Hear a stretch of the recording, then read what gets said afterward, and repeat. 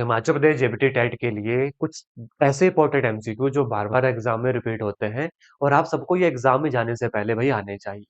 ठीक है, तो चलिए बिना वक्त गवाए आज के सेशन को शुरू करते हैं। मेरा नाम नितेश भारद्वाज है।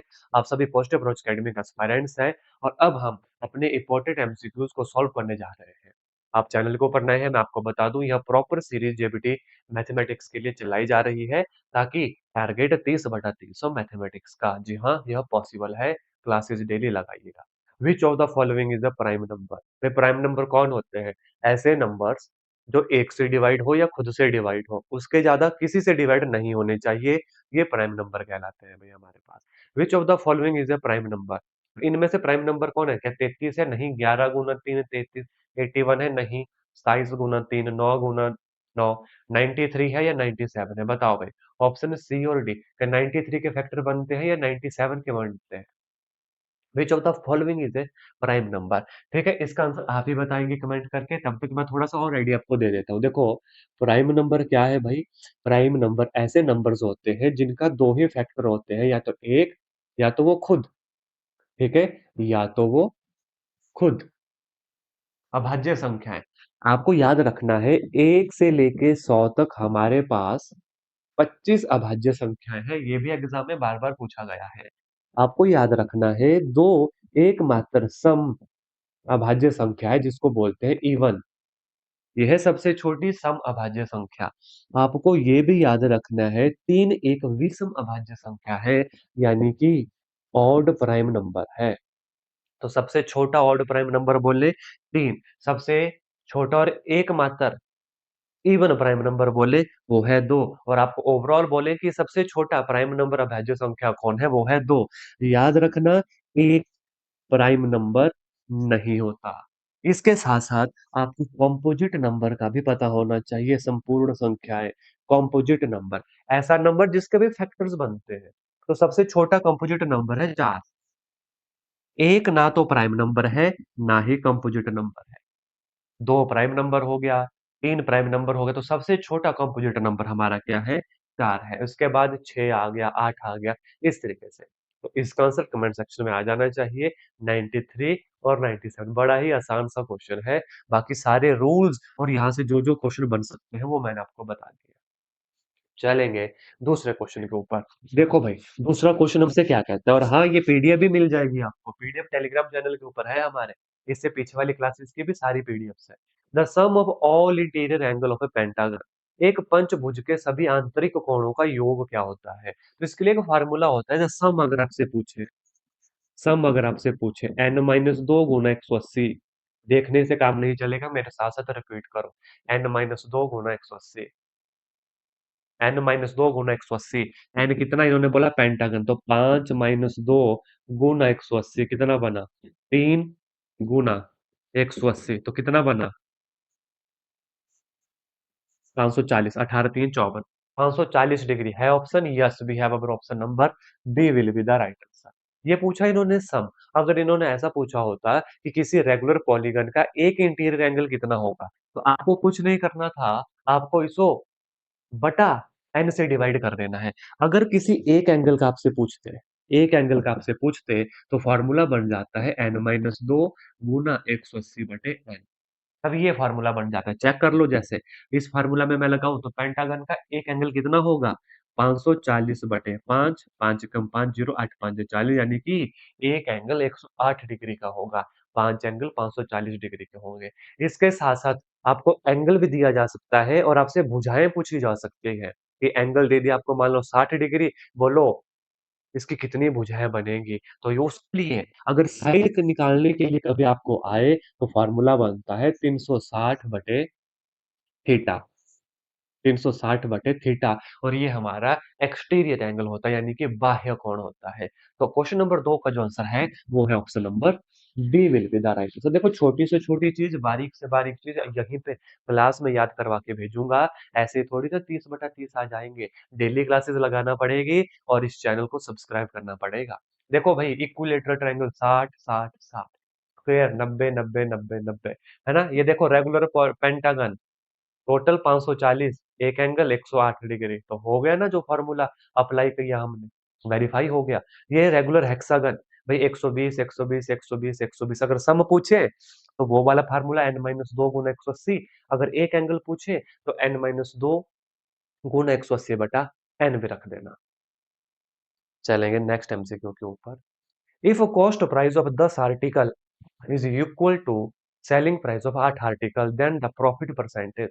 यदि 10 वस्तुओं का क्रय मूल्य 8 वस्तुओं के विक्रय मूल्य के बराबर है तो लाभ प्रतिशत ज्ञात करो। बिल्कुल भी घबराना नहीं है, सीधा ट्रिक बताऊंगा, सीधा ट्रिक बताऊंगा।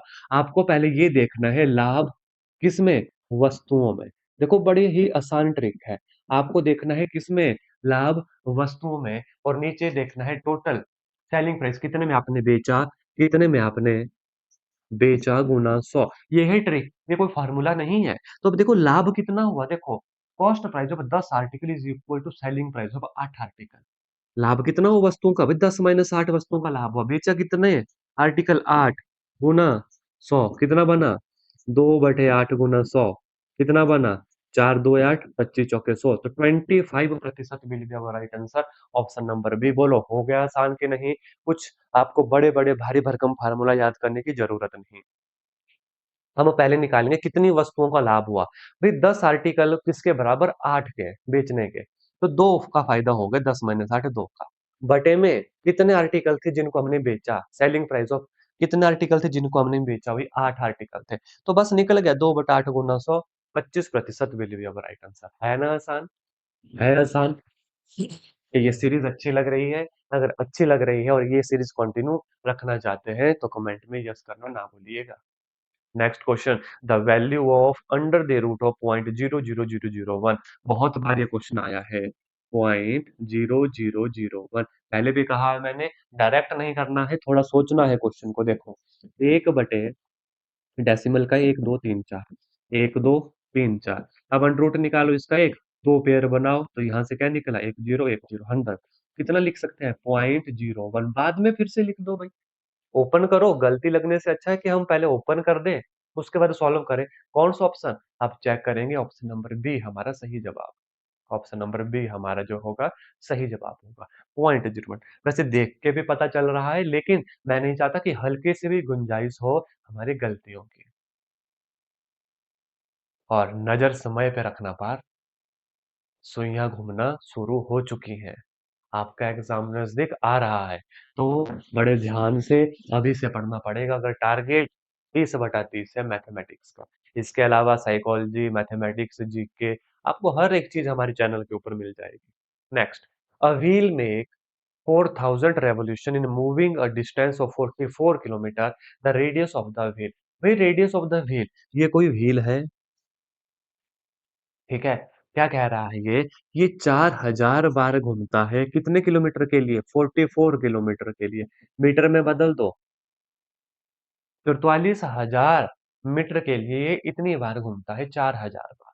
What is the radius of wheel, what is the circumference, 2 pi are.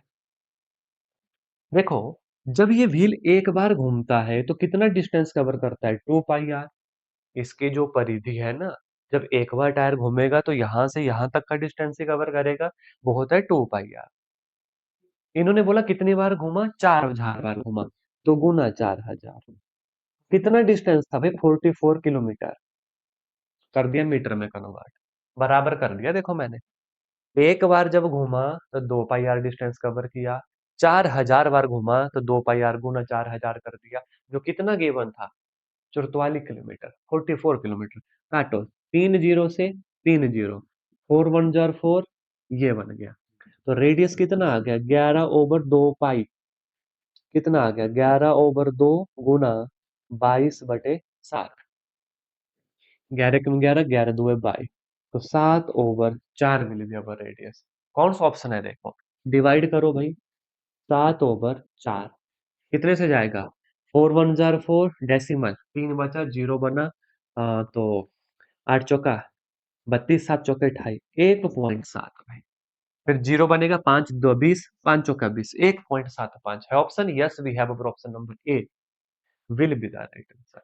इसमें क्या क्या हमने देखा, हमें सरकमफ्रेंस पता होनी चाहिए थी, वही है कि और हमें ये भी पता है कि जब पहिया पूरा घूमता है तो वो सर्कमफ्रेंस यानी कि अपनी परिधि के बराबर डिस्टेंस कवर करता है। तो वही फ़ॉर्मूला अप्लाई किया। जब 4000 घूमेगा तो गुणा 4000 होगा। टोटल डिस्टेंस गिवन था वो 44,000 था।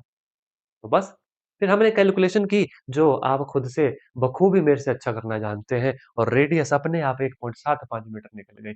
बोलो भाई, है आसान? बोलो भाई, है आसान?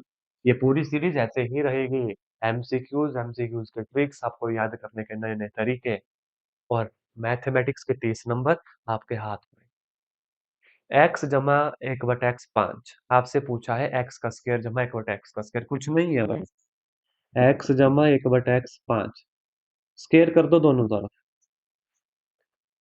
25 खोलो a का स्क्वायर जमा b का स्क्वायर जमा 2ab is equal to 25 x से x कटा तो ये हमसे पूछा था उधर जाकर कितना बन गया 25 माइनस 2 इट इज 23 कुछ नहीं करना फार्मूला याद करने ये फार्मूला कहाँ मिलेंगे मेरी प्रीवियस क्लासेस की पीडीएफ में बिल्कुल फ्री मिलेंगे है कोई option 23 yes we have our option number C सही जवाब सी सही जवाब देखो जितने भी क्वेश्चन आपसे मैं यहाँ पे पूछता हूँ उनके कमेंट जरूर करना इससे मुझे भी आइडिया लगेगा कि हाँ भाई जो मैं पढ़ा रहा हूँ कि आपको समझ आ रहा है या नहीं आ रहा नेक्स्ट क्वेश्चन देखो the LCM of two number is 48 भाई एलसीएम है 48 the number are in the ratio of 2:3 भाई ये है ratio let the number will be X क्या रेशो है 2x और 3x है दोनों का एलसीएम कितना हो गया भाई 6x हो गया हो गया कि नहीं कितना दिया है एलसीएम 48 दिया एक्स कितना निकल गया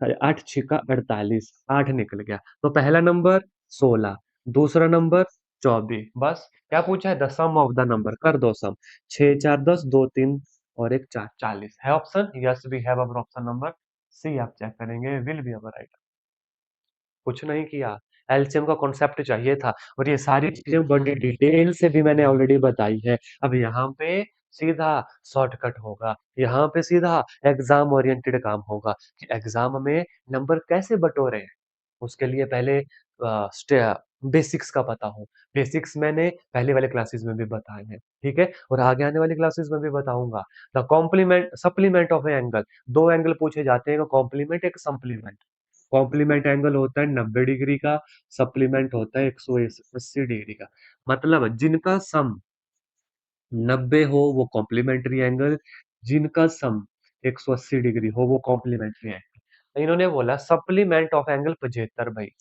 इस मान लो एक एंगल है 75 इसका सप्लीमेंट निकालो दूसरा बी हमें पता है ए जमा बी 180 ए कितना है 75 तो बी कितना निकलेगा 180 माइनस 75 10 में से 5 गए 5 0 1 105 है option yes we have option number B will be the right answer आप सबके लिए यहाँ पे एक होमवर्क क्वेश्चन होगा यहीं पे मुझे एक ऐसा एंगल बताओ जो खुद का कॉम्प्लीमेंट हो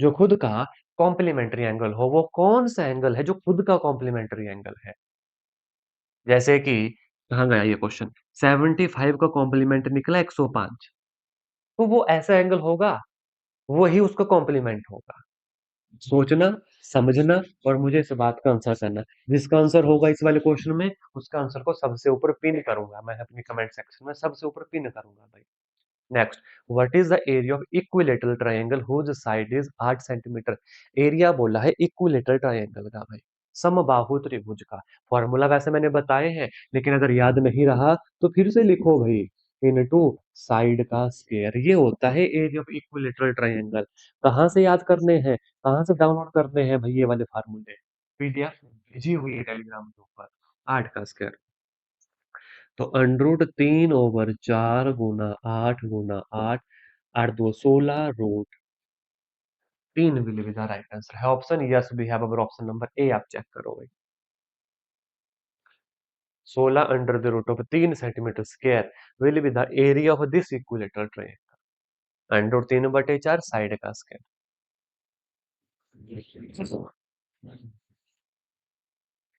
नेक्स्ट एमसीक्यू देखो a person cross a 600 metre long street in 5 minute what is the speed भाई स्पीड बोलिए what is speed velocity distance over time दूरी चाल ओवर समय इसका आंसर आपको कमेंट करके बताना है। ऑप्शन नंबर ए होगा, बी होगा, सी होगा और डी होगा। तो ये थे देखो भई आज के कुछ 10 ऐसे इम्पोर्टेंट एमसीक्यू जो बार-बार आपके टेट एग्ज़ाम में रिपीट हो रहे हैं और ये जो कॉन्सेप्ट यहाँ पे हमने पढ़े, एरिया हमने पढ़ा, complementary angle, supplementary angle, profit loss भई यहीं से एंगल वाले क्वेश्चन यहीं से बार-बार एग्ज़ाम में आपके टेट जेबीटी टेट एग्ज़ाम में क्वेश्चन रिपीट होते हैं। मिलूँगा आपसे आपकी नेक्स्ट क्लास में, तब तक हँसते रहिए, खेलते रहिए, मुस्कुराते रहिए और हाँ, पढ़ते रहिएगा। धन्यवाद। जय हिंद, जय भारत।